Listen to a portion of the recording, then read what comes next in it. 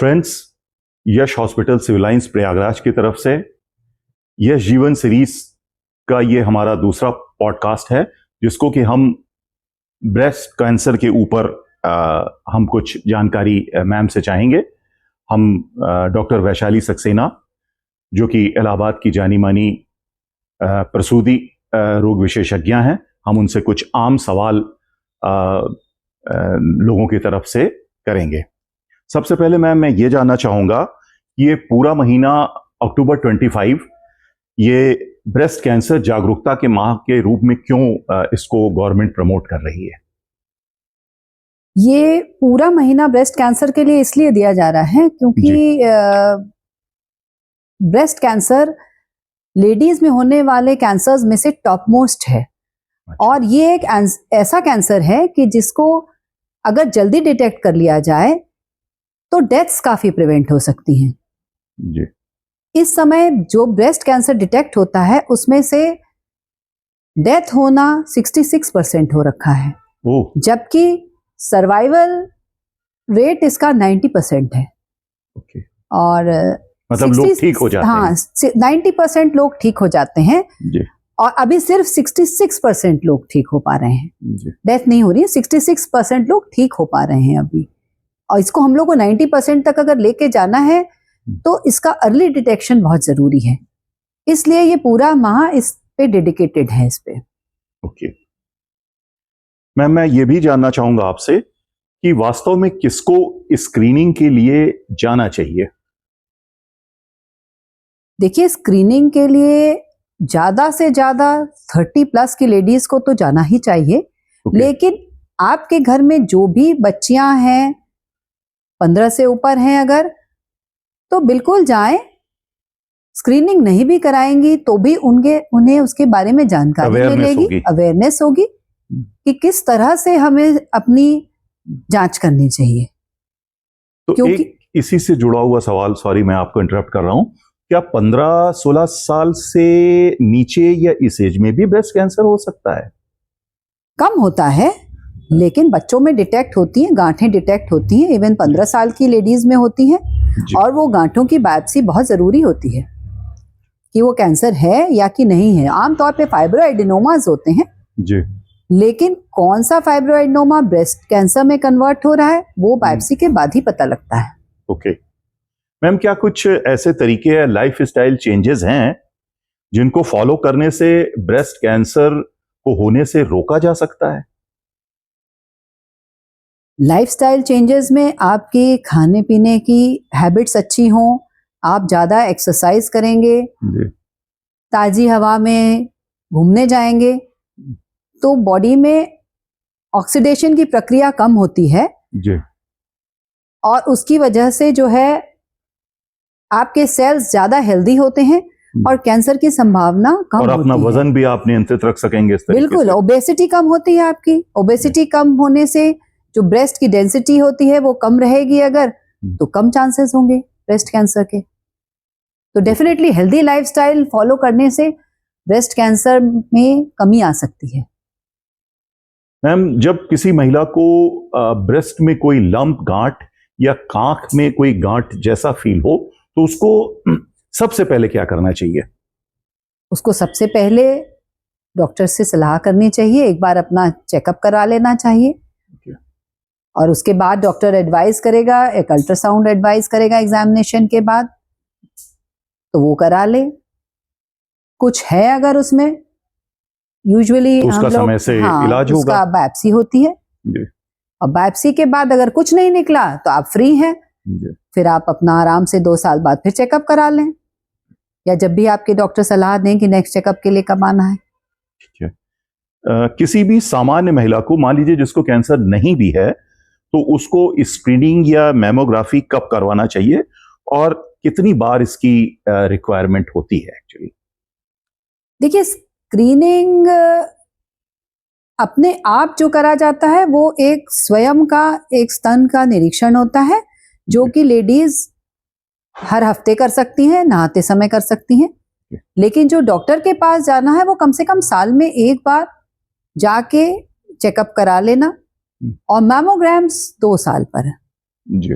अगर आपके कुछ नहीं है, कोई डिटेक्शन नहीं होता है और आप 40 से ऊपर हैं, तब मैमोग्राम्स होते हैं। अदरवाइज आप सिर्फ एक ब्रेस्ट एग्जाम करा सकते हैं अपने डॉक्टर के पास, या जहाँ पे भी जो है स्क्रीनिंग प्रोग्राम्स हो रहे हैं उसमें सम्मिलित हो जाएं। तो जगह जगह पे फ्री में ब्रेस्ट एग्जाम्स होते हैं, जैसे कि हमारे यहाँ यश में हम लोग करते हैं, हर साल करते हैं। एक माह हम लोग डेडिकेट करते हैं लेडीज के लिए और उनको सिखाते हैं कि किस तरह से स्वयं की जांच करी जाए, किस तरह से जो है आप डिटेक्ट करें कि आपको कहीं ब्रेस्ट के शेप में कुछ अगर डिफरेंस लग रहा है देखने से, फिर उसके बाद फील करने से अगर कहीं भी कुछ गांठें फील होती हैं तो ये पूरा तो महीना आप इसमें निशुल्क इसकी सेवाएं इस महीने हम लोग पूरा निशुल्क इसके लिए एक सर्टेन टाइम डेडिकेट करते हैं कि जिस समय लेडीज आके और अपना चेकअप करा सकती हैं।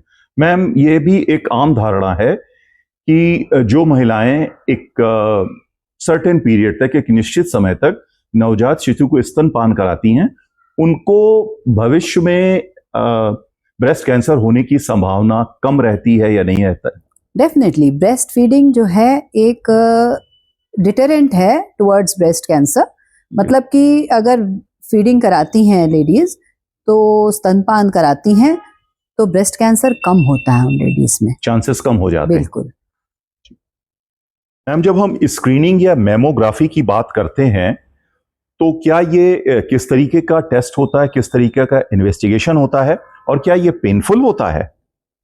देखिए, अगर हम स्क्रीनिंग की बात करें तो स्क्रीनिंग का मतलब ये होता है कि हमने पेशेंट्स को बताया, आप लोगों को, लड़कियों को अवेयरनेस दी कि वो किस तरह से अपने आप का चेकअप करें। ठीक है।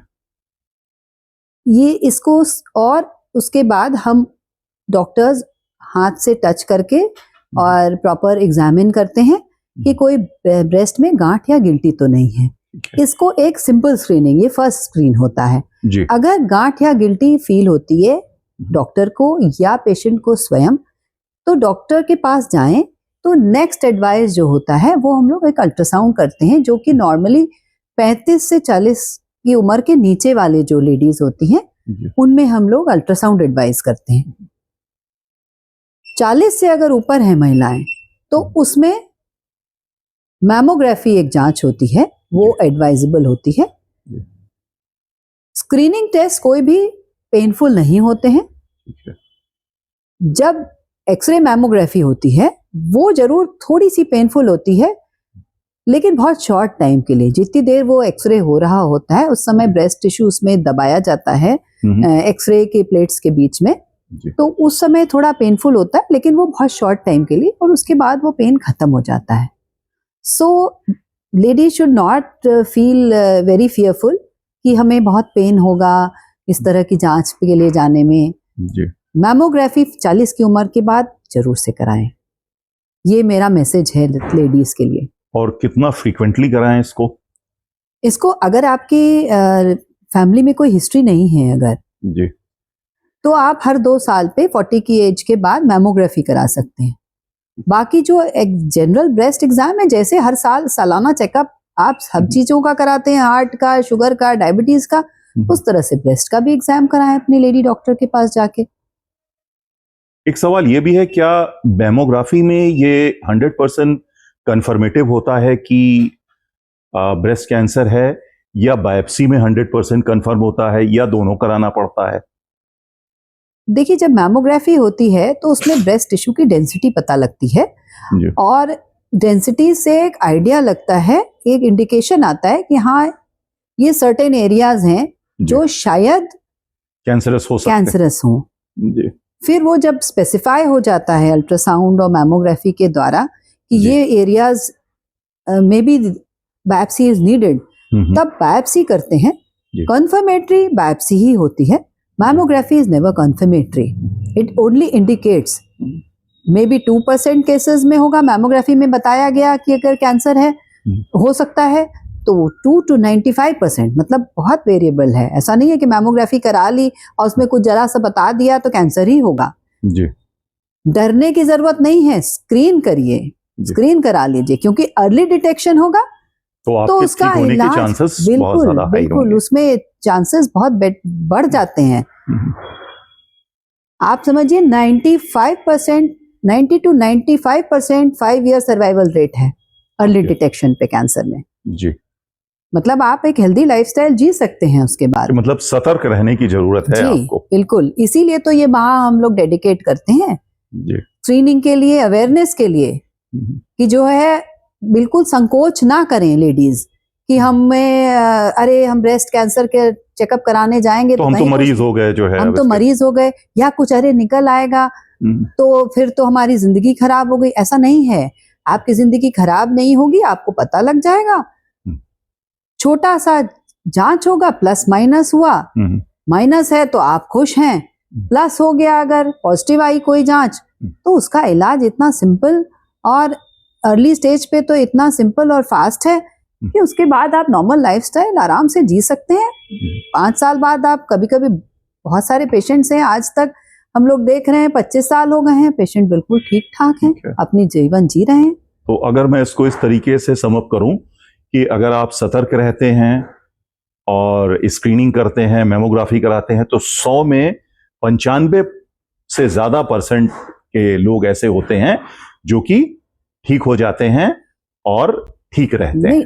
ठीक हो जाते हैं और हेल्दी लाइफस्टाइल जी पाते हैं, अपने जीवन में जो उनको करना है, जो उनके एम्स एंड एम्बिशंस हैं, वो बहुत अच्छे से फॉलो करते हैं। बीच में थोड़ा सा आपको ट्रीटमेंट के दौरान किसी भी इलनेस में जो आपको परेशानियां होती हैं वो इस बीमारी में भी होती हैं, लेकिन वो तभी तक जब अर्ली स्टेज पे डिटेक्ट हो। जी, हमारे यहाँ समस्या ये है कि लेडीज शर्म के मारे या जो इनके पास उनकी जो मिसकंसेप्शंस हैं उसकी वजह से अपने डॉक्टर से सलाह लेने ही नहीं जाते हैं, अपने घर वालों से नहीं बताते हैं कि हमें कुछ फील हो रहा है, कि कुछ महसूस हो रहा है, कड़ापन या ब्रेस्ट डिस्चार्ज महसूस हो रहा है, उसको बताते नहीं हैं।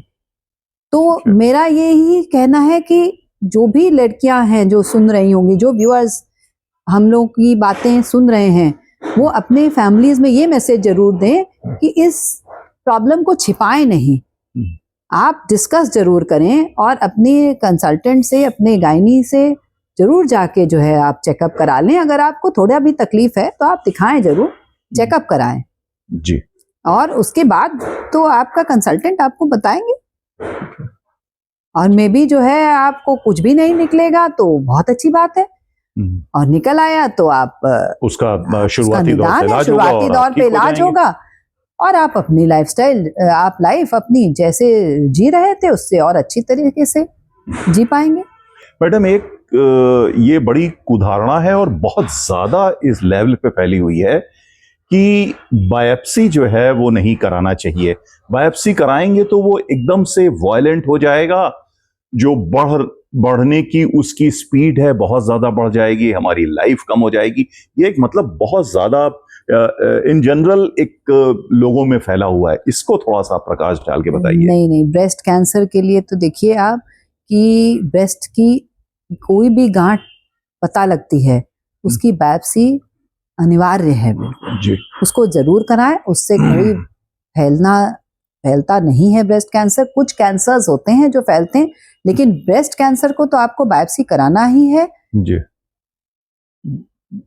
FNAC कराई जाती है, नीडल बायोप्सी कराई जाती है, या पूरा लंप एक्सिजन किया जाता है अगर ब्रेस्ट में गांठ मिलती है। और यंग लड़कियों में मोस्टली फाइब्रोएडेनोमा डिटेक्ट होते हैं, जिनमें ज्यादा जरूरत ही नहीं होती है। कई लोगों में एडेनोसिस डिटेक्ट होता है। कैंसर कुछ ही लोगों में होता है, लेकिन आप अगर बताएंगे ही नहीं कि हमें कोई गांठ है, तो आपको नहीं पता है कि कब वो चेंज हो गई कैंसर में। इसलिए आप अपने डॉक्टर से जरूर संपर्क करें। शर्म आ रही है, आपको डर लग रहा है, तो अपनी फैमिली में शेयर करें।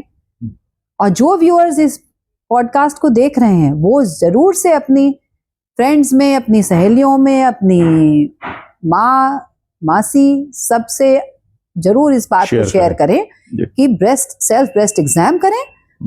और अगर कुछ भी फील होता है, गांठ, गिल्टी, पेन, डिस्चार्ज, तो अपने कंसल्टेंट से सलाह ले लें। बहुत अच्छे।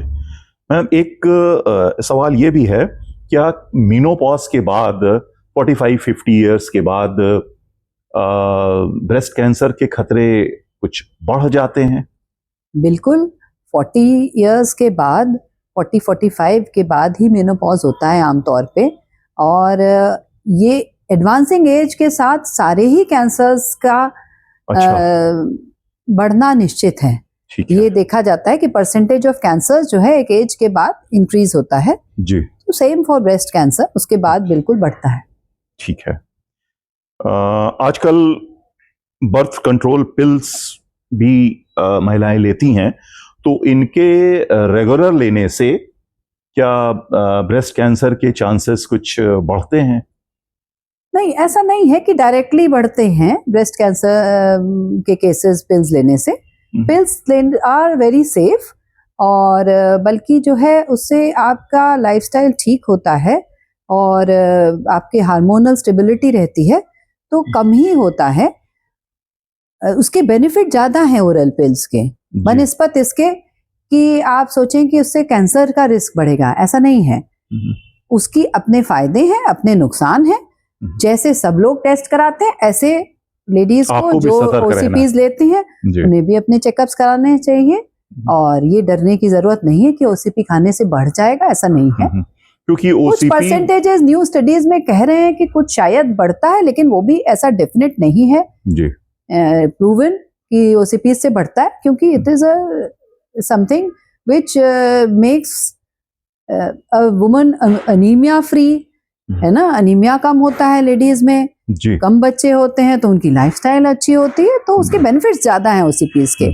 इसका कैंसर से डायरेक्ट रिलेशन नहीं है कि ब्रेस्ट कैंसर बढ़ जी। जाएगा। क्योंकि मैंने देखा है कि गवर्नमेंट भी इसको बहुत प्रमोट करती है, बहुत सब्सिडाइज्ड रेट पे ये ओसीपीज पीएचसीज में और दूसरी जगहों पे प्रोवाइड कराती है। मेरी सहेली आर और नॉट टू बी फियर्ड कि उससे कोई ब्रेस्ट कैंसर होगा, ऐसा नहीं है। मैम, एक सवाल और है कि क्या मेल्स में भी ब्रेस्ट कैंसर होने की संभावना होती है या होता है? जी बिल्कुल, इस धोखे में ना रहें कि मेल्स में ब्रेस्ट कैंसर नहीं होता है। ओके, मेल्स में भी होता है, और अगर 100 केसेस डिटेक्ट होते हैं ब्रेस्ट कैंसर के, तो उसमें से एक मेल भी हो सकता है। 10% या 1%? 1% जी, ये हो सकता है, और जब होता है मेल्स में डिटेक्ट, तो usually it is very aggressive. Okay,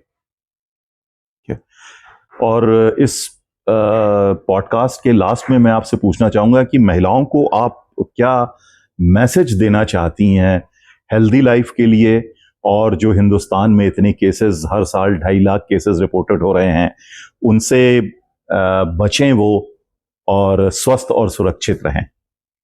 महिलाओं को मैं ये मैसेज देना चाहूंगी कि आप एक हेल्दी लाइफस्टाइल फॉलो करें, अच्छा खाएं पिएं, हाई प्रोटीन डाइट लें, एक्सरसाइज करें, हेल्दी लाइफस्टाइल फॉलो करें, तो आप सभी तरह के कैंसर से आपका बचाव होगा, ओबेसिटी कम होगी। इसके अलावा जो है आप